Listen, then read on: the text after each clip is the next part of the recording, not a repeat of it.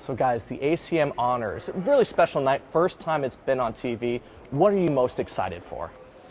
I mean, there are some incredible performances tonight, and I think for us, this is the first time we've ever hosted any award show, and for this being the 10th ACM Honors, but the first one televised, I mean, it's a tall order. I'm trying to not think too much about it to get nervous, and thankfully we've said it over and over. We have 3 people to kind of divide and conquer what's on the teleprompter, but it's going to be really special.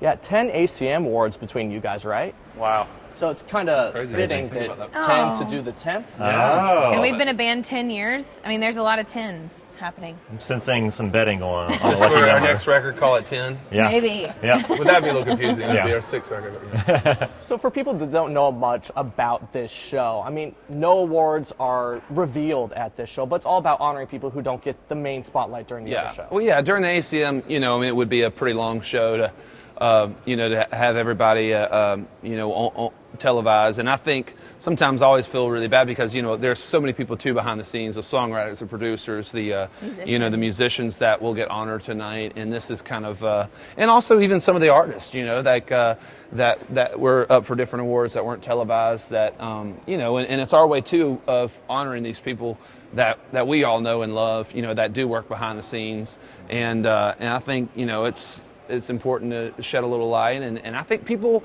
are very interested. I think even shows like Nashville have made people, really intrigued by the world of Nashville and how it all kind of works together. And so this is kind of a really cool inside look, so to speak.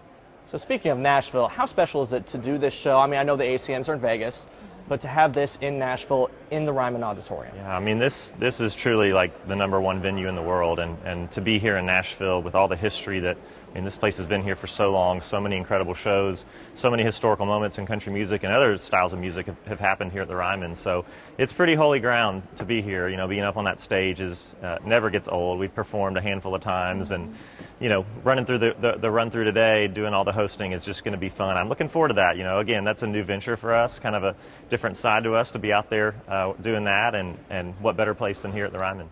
So behind the scenes, tell people about what it's like, because you guys have worked with so many people that are going to be on that stage tomorrow, whether it's receiving awards, presenting, or performing.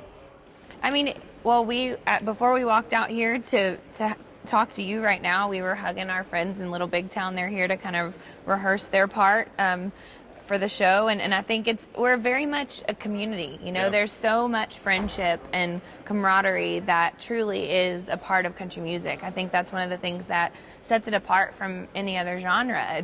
Is that camaraderie and that brother and sisterhood that we have. And so it's always great to catch up, and we've been touring all summer, and they have too. That's when the majority of us artists are out and busy, and so any chance we get to kind of get a quick hug in the hallway and say, how are you? How are your kids? It's really great.